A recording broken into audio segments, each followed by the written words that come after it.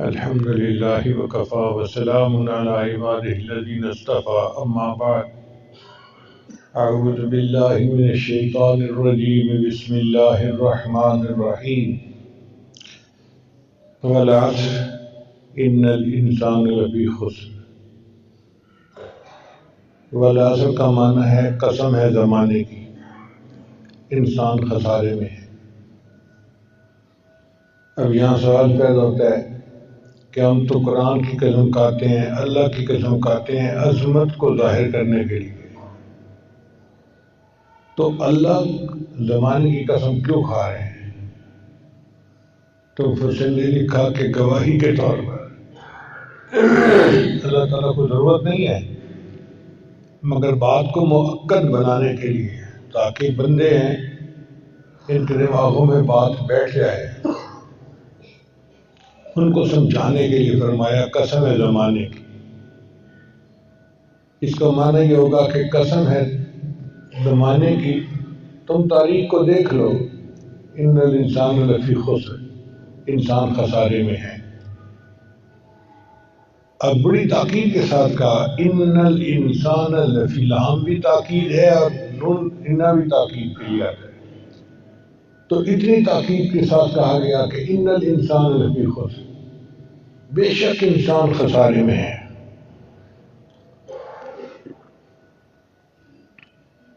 اب آپ تصور کیجئے کہ اللہ رب العزت جیسی عظیم ہستی قسم کھا کر تاکید کے ساتھ بات کرے تو وہ کتنی اہم بات ہوگی۔ اور وہ بات ہے کیا؟ ان الانسان لفی خسر، بے شک انسان خسارے میں ہے۔ اس میں وعید شدید ہے، بندہ پڑھ کے ڈر جاتا ہے کہ اللہ فرما رہے ہیں کہ انسان خسارے میں ہے، مگر اللہ تعالیٰ نے چند لوگوں کا استثناء فرمایا کہ چند لوگ خسارے میں نہیں ہوں گے۔ وہ کون ہیں؟ الا الذین آمنوا، سوائے ان لوگوں کے جو ایمان لائے۔ ایمان لانا کہتے ہیں کہ اللہ تعالیٰ کو بندے کے ماننا، اس کی ذات صفات کے ساتھ، اس کے رسولوں کو ماننا، اس کی کتابوں کو ماننا، ملائکہ کو ماننا، قیامت کے دن کو ماننا، تقدیر کو ماننا، اس کو ایمان کہتے ہیں۔ آپ پڑھتے ہوں گے ایمان مجمل اور ایمان مفصل، ان کلمات کو زبان سے پڑھنا اس کو ایمان کہتے ہیں۔ ایسا بندہ ایمان کی حدود میں داخل ہو جاتا ہے۔ مگر ایمان کے دو درجے ہیں، اقرار باللسان و تصدیق بالقلب، زبان سے اس کا اقرار کرنا اور دل سے اس کی گواہی دینا۔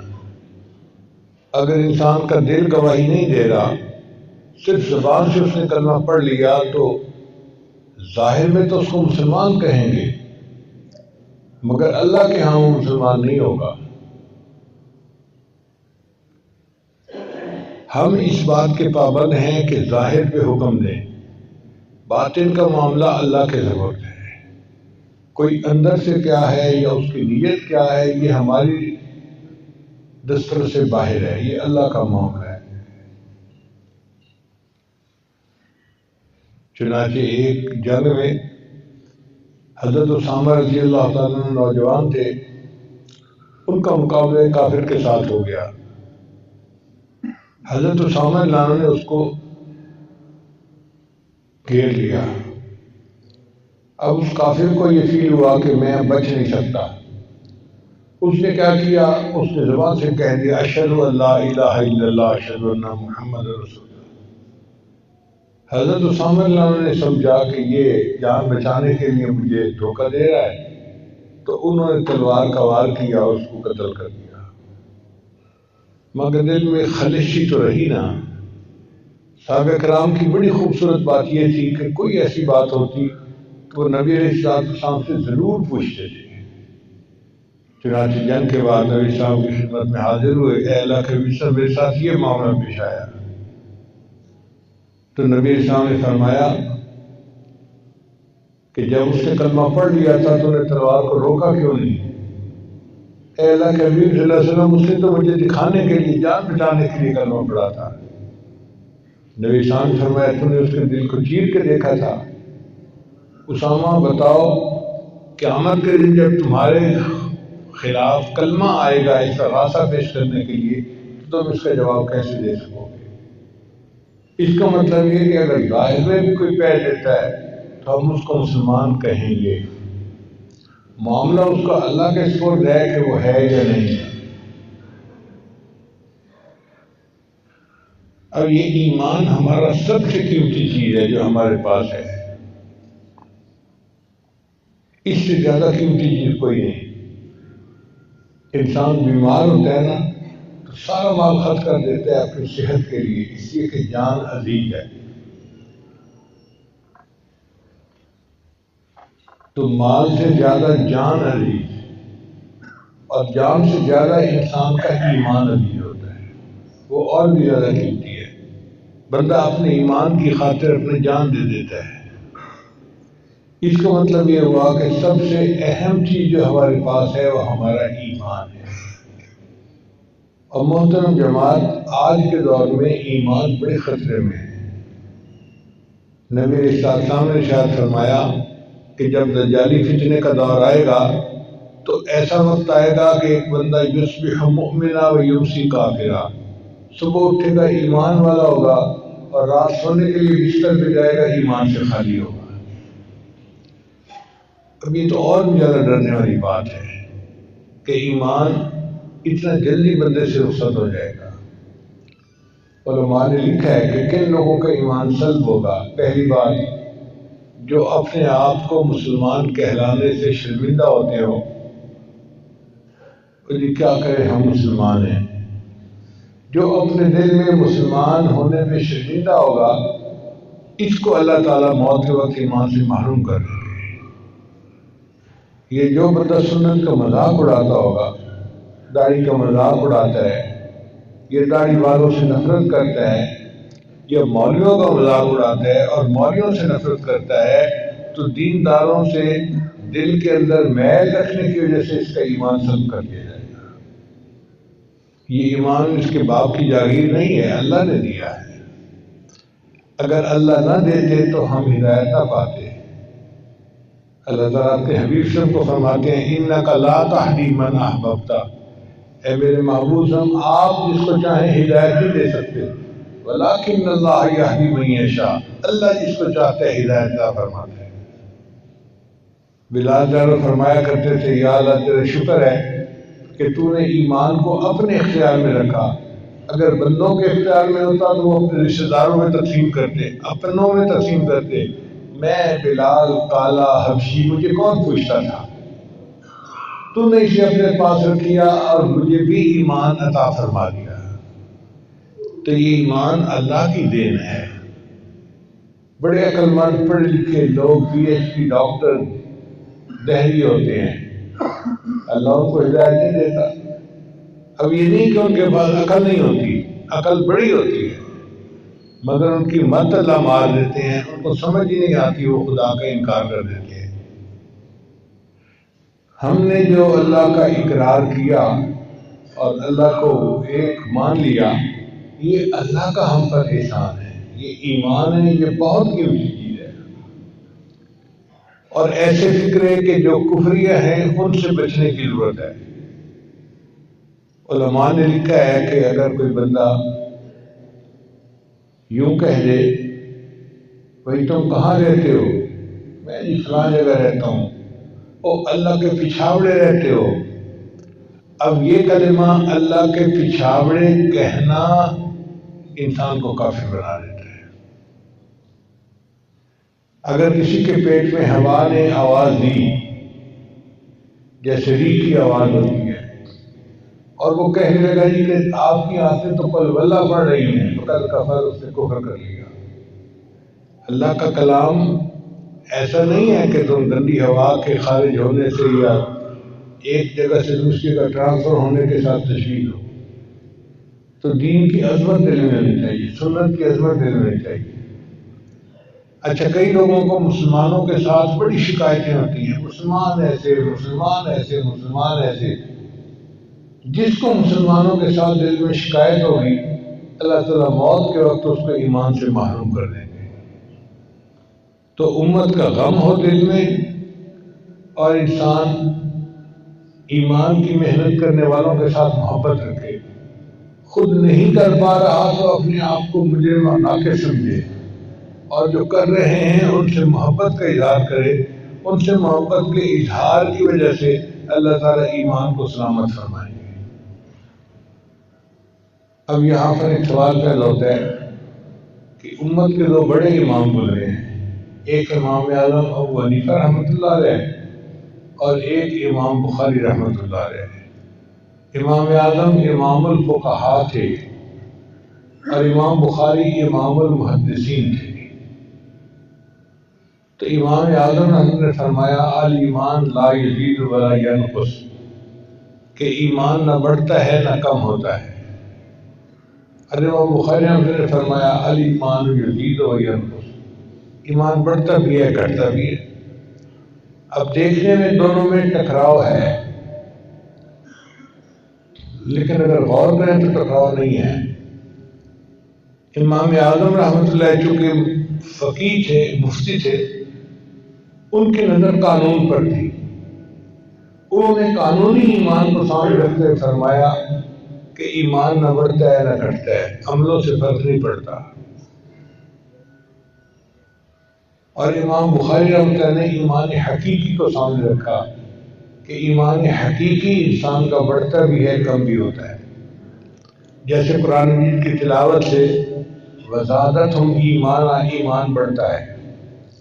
اللہ والوں کی محفل میں آ کے بیٹھ جاؤ تو ایمان کو جلا مل جاتی ہے، اللہ کے ذکر سے انسان کے ایمان کو جلا مل جاتی ہے، تو ایمان بڑھتا بھی ہے کم بھی ہوتا ہے۔ تو امام اعظم رحمۃ اللہ کی نظر قانونی ایمان پہ تھی۔ قانونی ایمان کا کیا مطلب؟ کہ جس نے کلمہ پڑھ لیا اب وہ نیکی کرے تو بھی مومن ہے، گناہ کرے تو بھی مومن ہے۔ یہ نہیں کہ گناہ کرنے سے وہ کافر ہو گیا ہے، وہ ہے مومن۔ ہاں، غفلت میں آ کے اس نے گناہ کر لیا تو گناہگار ضرور ہے، لیکن ہم اب دیکھیں ایک بندہ اگر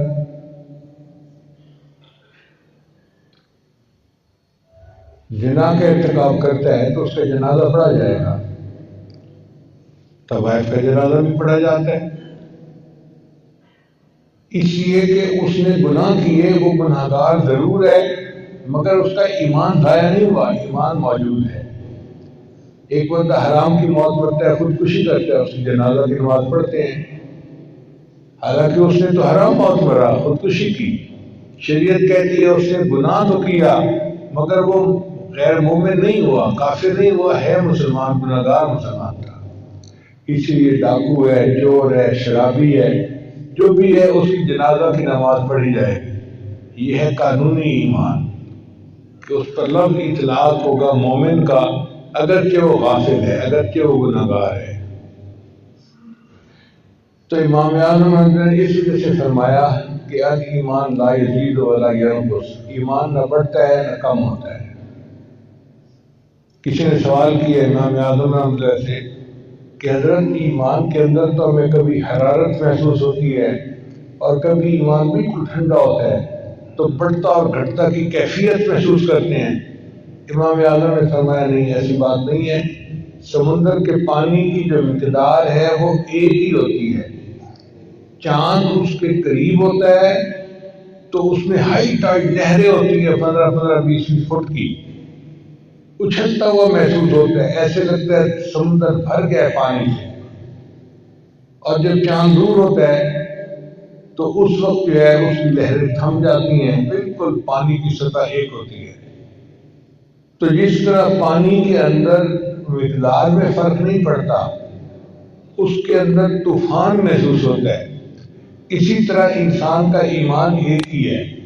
جب غفلت میں ہوتا ہے تو ٹھہراؤ محسوس کرتا ہے، جب اللہ والوں کی صحبت میں آتا ہے تو گویا وہ بھی چاند کے قریب ہوتے ہیں، ان کا ایمان بھی پھر اچھلتا ہے اور ٹھٹھیں مارتا ہے۔ محفل ذکر میں جاتے ہیں، اللہ کی رحمت کے قریب ہو جاتے ہیں، ان کا ایمان ٹھاٹھے مارتا ہے، ان کو محسوس ہوتا ہے ایمان بڑھ گیا۔ تو ایمان کی مقدار وہی رہی، ایمان کا جوش بڑھ جاتا ہے۔ تو اس لحاظ سے اگر سوچے تو امام اعظم کا قول اور امام بخاری رحمۃ اللہ کا قول، دونوں قول بالکل ٹھیک ہے کہ امام اعظم کی نظر قانونی ایمان پر تھی اور امام بخاری رحمۃ اللہ کی نظر حقیقی ایمان پہ تھی۔ تو بہرحال ایمان ہمارے پاس سب سے قیمتی نعمت ہے، اس کے ہونے پر اللہ کا شکر بھی ادا کرے اور اس کی حفاظت کے لیے ہر ممکن کوشش کرے۔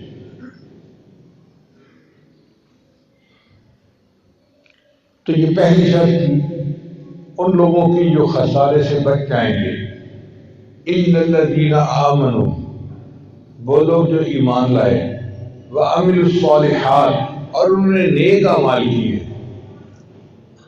اللہ کی شان یہ کہ دین اسلام دین فطرت ہے، ہر اچھے کام کا شریعت نے حکم دیا اور ہر برے کام سے شریعت نے روک دیا ہے۔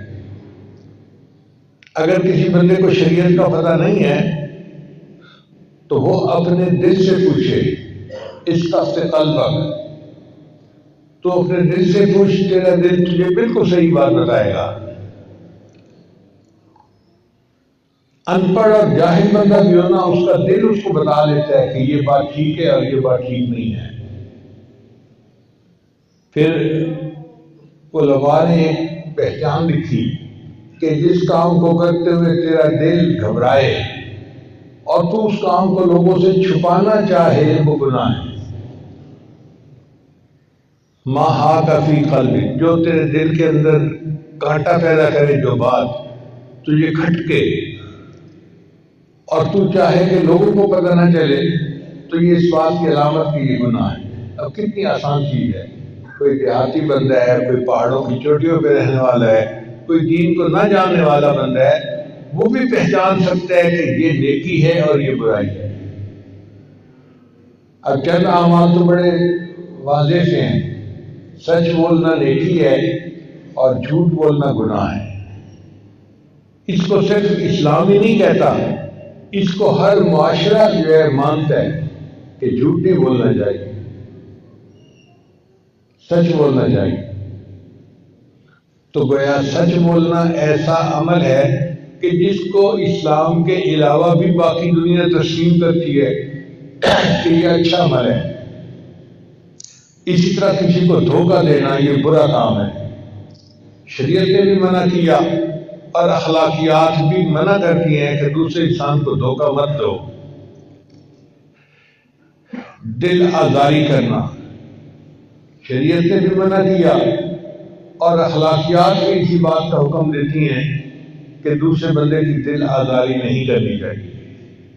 ہمارے اکابر نے لکھا ہے کہ بیماریوں میں سب سے بڑی بیماری دل کی بیماری، اور دل کی بیماریوں میں سب سے بڑی دل آزاری ہے۔ دوسرے کا دل نہ دکھاؤ، مسجد ڈھا دے، مندر ڈھا دے جو کچھ ڈھہنا ہے، مسجد ڈھا دے، مندر ڈھا دے جو کچھ ڈھہنا ہے، پر کسی کا دل نہ ڈھاویں، رب دلاں وچ رہنا ہے۔ تو کسی کا دل توڑنا یا دل کو ایذا پہنچانا یہ بہت بڑا گناہ ہے، شریعت نے بھی منع کیا اور عام اخلاقیات کے اصول بھی منع کرتے ہیں۔ ہمسائے کو تکلیف نہیں پہنچانی چاہیے، اسلام کا بھی حکم ہے اور اخلاقیات کا بھی درس یہی ہے۔ تو جتنے اچھے اصول ہیں، شراب پینا بری بات ہے، کیونکہ شراب پی کے انسان کی عقل خطا ہو جاتی ہے، عقل معوق ہو جاتی ہے۔ شرابی بندے کو بیوی اور بیٹی میں تمیز نہیں رہتی، ماں اور بیوی میں فرق نہیں پتہ چلتا۔ اب انسان کی مت ایسی ماری جائے جو اس کو پتہ ہی نہ چلے کہ کون ہے کون نہیں، تو شریعت نے اس سے منع کر دیا۔ جوا کھیلنا بری بات ہے، کافر بھی مانتے ہیں۔ تو شریعت کے وہ اصول جو انسانیت کا بھی تقاضا کرتے ہیں، ان کو عمل صالحات کہتے ہیں، نیک عمل، اچھے عمل۔ ہمیں چاہیے کہ ہم اچھے عملوں کو کرنے کے لیے ہر وقت فکر مند رہیں، اپنے آپ پر نظر ڈالتے رہیں، اور جہاں غلطی نظر آئے غلطی کو دور کرنے میں کمی نہ کریں، بلکہ ہم خامن ہیں اور ہم نے کوئی غلطی کر لی، بیوی سے بد معاملگی کر لی، سختی کر لی، تو سوری کہنے میں کوئی حرج نہیں ہے۔ کسی بندے سے سوری کر لی، چھوٹا بڑے سے کر لے، بڑا چھوٹے سے کر لے، اسی دنیا میں ہم اپنے گناہوں کی معافی مانگیں۔ عمل سے زندگی بنتی ہے، جنت بھی جہنم بھی، یہ خاکی اپنی فطرت میں نہ نوری ہے نہ ناری ہے۔ اس لیے امام بخاری رحمۃ اللہ نے آخری حدیث میں فرمایا وَأَنَّ أَعْمَالَ بَنِي آدَمَ وَقَوْلَهُمْ يُوزَنُ، کہ قیامت کے دن بنی آدم کے اعمال کو تولا جائے گا۔ اس وقت ہماری معلومات کو کوئی نہیں تولے گا، ہمارے عملوں کو تولیں گے۔ تو جی میں تو یہ بھی جانتا ہوں، یہ بھی جانتا ہوں، یہ بھی جانتا ہوں۔ بھئی جانتے تو سب کچھ ہو، یہ بتاؤ مانتے کتنا ہو؟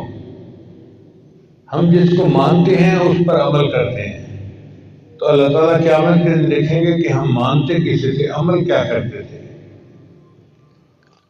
اور حدیث مبارکہ میں آتا ہے کہ قیامت کے دن میزان میں جو سب سے بھاری عمل ہوگا وہ انسان کی خوش اخلاقی ہوگی۔ چنانچہ بعض لوگوں کو دیکھا ہے بہت خوش اخلاق لوگ ہوتے ہیں، اگرچہ ان کا ظاہر اتنا سنت کے مطابق نہیں ہوتا، حالات کی وجہ سے یا نفس کی مجبوری کی وجہ سے انہوں نے چہرے پہ داڑھی بھی نہیں سجائی ہوتی، مگر اخلاق کے اچھے ہوتے ہیں، سچ بولتے ہیں، دوسروں کو راحت پہنچاتے ہیں، مشکل میں دوسروں کے کام آتے ہیں۔ اور ایسے لوگ جو ہیں اللہ کو زیادہ محبوب ہیں بنسبت اس بندے کے جس نے سائن بورڈ کے طور پہ داڑھی تو رکھی ہوئی ہے لیکن جھوٹ بھی بولتا ہے، دھوکے بھی دیتا ہے، قسمیں بھی کھاتا ہے۔ تو اللہ تعالیٰ کو خوش اخلاق انسان سب سے بہتر۔ نبی صاحب نے فرمایا اکمل المؤمنین ایمانا احسنہم خلقا، کہ ایمان والوں میں سب سے کامل مومن وہ ہے جس کے اخلاق اچھے ہوں گے۔ تو ہمیں اپنے اخلاق بہتر کرنے کی ضرورت ہے۔ اگر آپ غور کریں تو نوجوان بچے اپنے ماں باپ سے بدتمیزی کرتے ہیں، ان کی نافرمانی کرتے ہیں، ان کا دل دکھاتے ہیں۔ ایک تو دل دکھایا اور دوسرا کس کا، جو سب سے زیادہ محبت کا تعلق رکھنے والے ہیں۔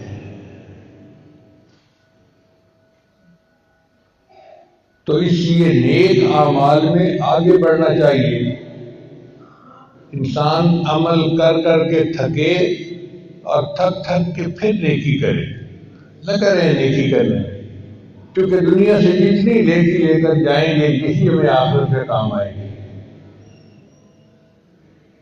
تو فرمایا اِلَّا الَّذِينَ آمَنُوا وَعَمِلُوا الصَّالِحَاتِ، سوائے ان لوگوں کے جو ایمان لائے اور انہوں نے نیک اعمال کیے، وَتَوَاصَوْا بِالْحَقِّ، اور انہوں نے حق پر جمے رہنے کی خاطر قربانیاں دی۔ اب یہ جو حق کے اوپر جمع رہنا نا، یہ کوئی آسان کام نہیں ہوتا، مشکلات ہوتی ہیں، کبھی قریبی رشتہ داروں میں مخالفت، کبھی معاشرے میں مخالفت، اور کبھی حکومتی سطح پہ مخالفت۔ تو جو بھی ہو ہمیں نیکی کے اوپر جمے رہنا ہے، چاہے اس کے لیے کوئی بھی قیمت پے کرنی پڑے۔ صحابہ کرام نے دین پر جمے رہنے کی کتنی قربانیاں دی۔ اللہ اکبر کبیرہ۔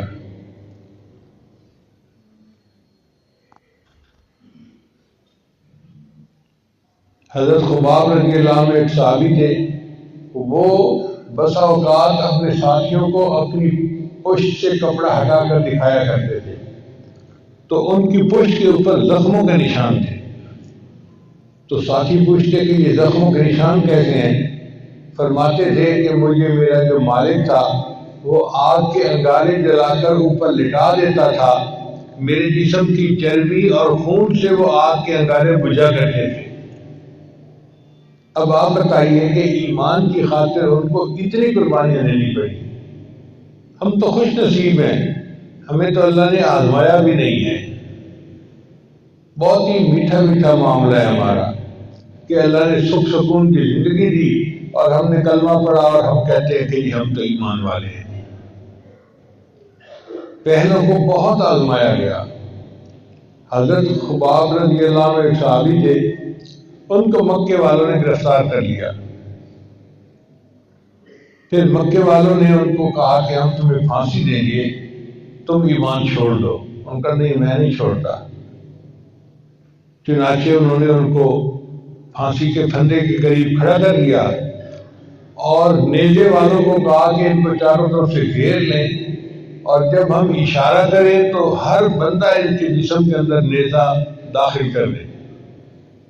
اب آپ اندازہ لگائیں کہ کتنا بڑا یہ مرحلہ ہے کہ بندہ آنکھوں سے دیکھ رہا ہے کہ مجھے دشمنوں نے چاروں طرف سے گھیرا ہوا ہے اور ہاتھ میں نیزے لے کے کھڑے ہیں، اور وہ تھوڑی دیر میں آئیں گے اور پورا نیزہ میرے جسم کے اندر گھسا دیں گے. پھر اس وقت ابو سفیان مسلمان نہیں ہوئے تھے. انہوں نے اس سے پوچھا کہ بتا، کیا تو چاہتے ہیں کہ تجھے ہم معاف کر دیں اور اس کے بدلے تمہارے پیغمبر اسلام کو کانٹا چبھ جائے؟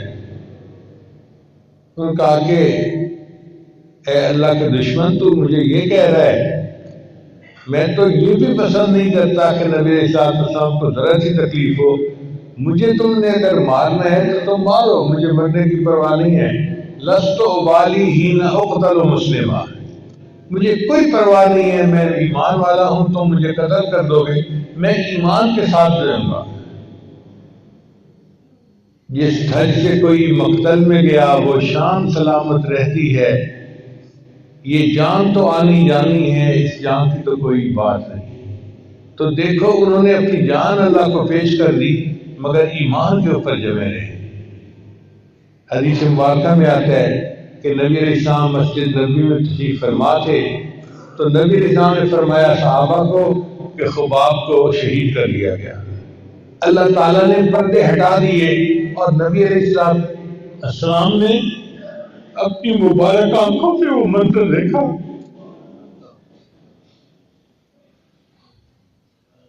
تو کیسے خوش قسمت صحابی تھے کہ نبی علیہ السلام نے پھر ان کی نماز جنازہ بھی پڑھائی.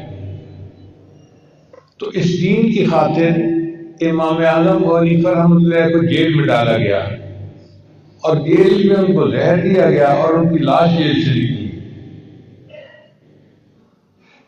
امام احمد بن حنبل رحمۃ اللہ علیہ کو اس دین کی خاطر کوڑے لگائے گئے. وہ کوڑے اتنے سخت تھے اگر ہاتھی کو بھی لگائے جاتے تو بلبلا اٹھتا. امام اعظم رحمۃ اللہ کی کمر پہ جو گوشت تھا نا وہ قیمہ بن گیا تھا ان کوڑوں کے لگنے کی وجہ سے. مگر امام اعظم دین کے اوپر جمے رہے اور انہوں نے کہا کہ میں شریعت سے دوسری کوئی بات نہیں کر سکتا.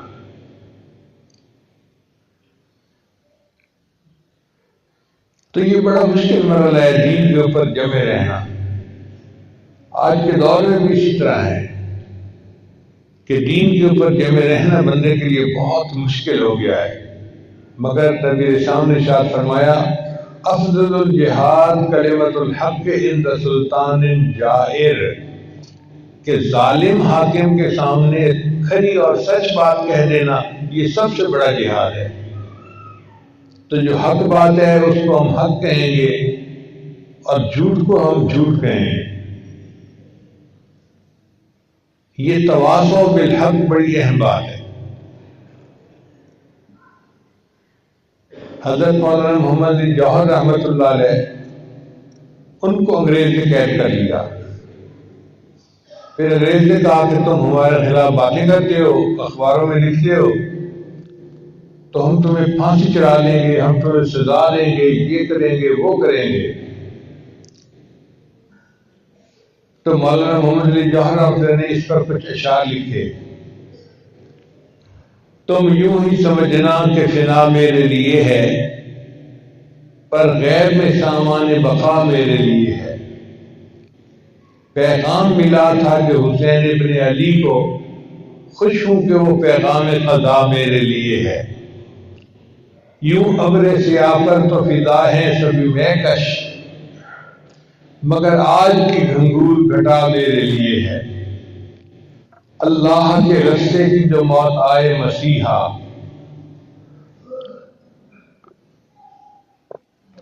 اللہ کے رستے کی جو موت آئے مسیحا، اکثیر یہی ایک دوا میرے لیے ہے۔ توحید تو یہ ہے کہ خدا حشر میں کہہ دے یہ بندہ دو عالم سے خفا میرے لیے۔ توحید تو یہ ہے کہ خدا حشر میں کہہ دے یہ بندہ دو عالم سے خفا میرے لیے۔ پھر یہ جو تواصل بالحق کا مرحلہ ہے نا، اس میں بندے کو بڑا صبر کرنا پڑتا ہے، آزمائشوں سے گزرنا پڑتا ہے۔ تو فرمایا کہ چوتھی بات وتواصوا بالصبر، اور وہ صبر کے اوپر جمے رہیں۔ نبی صاحب نے فرمایا ان النصر مع الصبر، کہ اللہ کی مدد صبر پہ آتی ہے، اور صبر کرنے والا انسان ہمیشہ کامیاب ہوتا ہے۔ حضرت موسیٰ علیہ السلام نے اپنی قوم کو فرمایا تھا اے قوم استعینوا باللہ واصبروا، اللہ سے مدد مانگو اور صبر کرو۔ اور ہمیں بھی یہی حکم ہے واستعینوا بالصبر والصلاۃ، تم صبر کرو اور نماز پڑھو اور اللہ سے مدد طلب کرو۔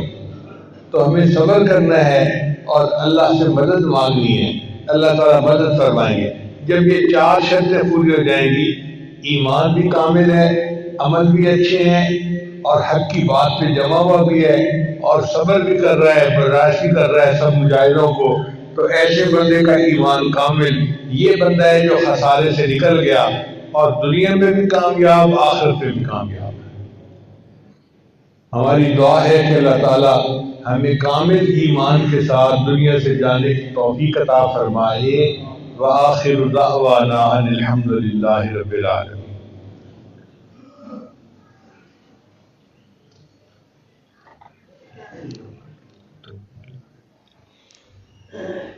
ہمارے کچھ لوگ بیعت ہونے کے لیے سے آئے ہیں، تو توبہ کے کلمات پڑھائے جائیں گے، سچے دل کے ساتھ پیچھے پیچھے پڑھتے جائیے۔ پڑھیے بسم اللہ الرحمن الرحیم،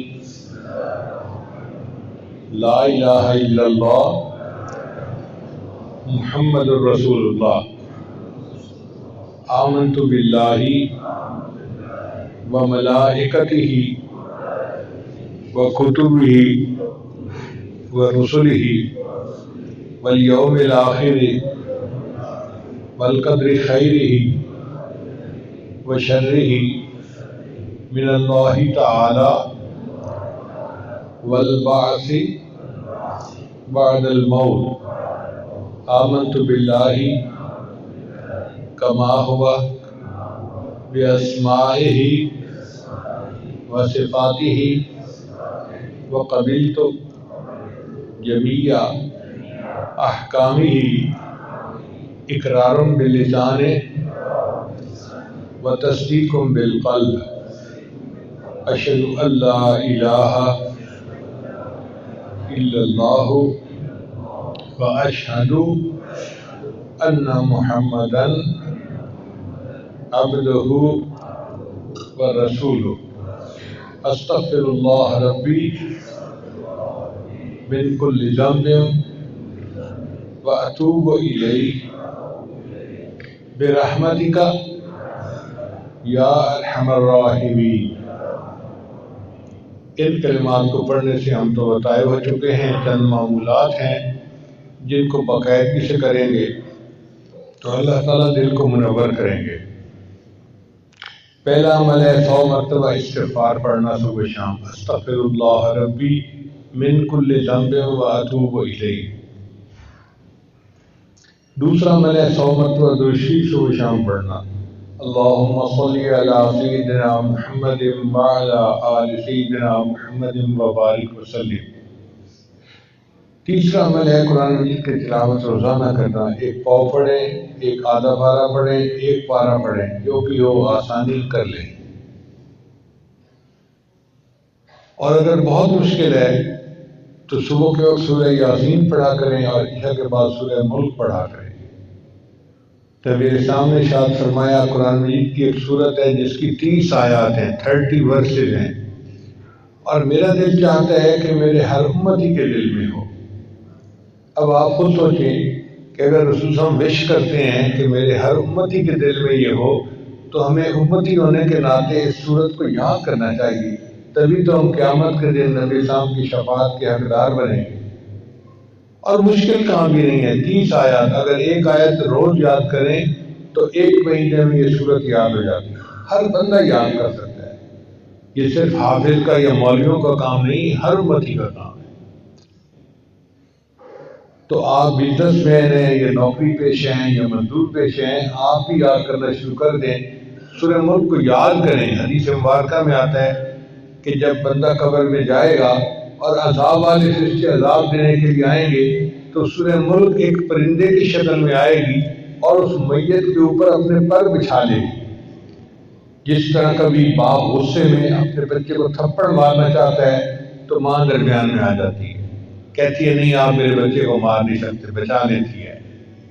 اسی طرح سورہ ملک جو ہے وہ آ کے پر پھیلائے گی اور فرشتوں کو کہے گی کہ تم اسے نہیں سزا دے سکتے، یہ بندہ مجھے ہر رات تلاوت کیا کرتا تھا۔ اب بتائیے اپنی قبر کے عذاب سے بچنے کے لیے رات میں 30 آیات کا پڑھ لینا کون سا مشکل کام ہے؟ اور اگر یاد ہو تو انسان ضروری نہیں کہ مصلی پہ بیٹھ کے پڑھے، کرسی پہ، صوفے پہ، جہاں بیٹھا ہے، بستر پہ لیٹا ہے، وہاں بھی پڑھ سکتا ہے۔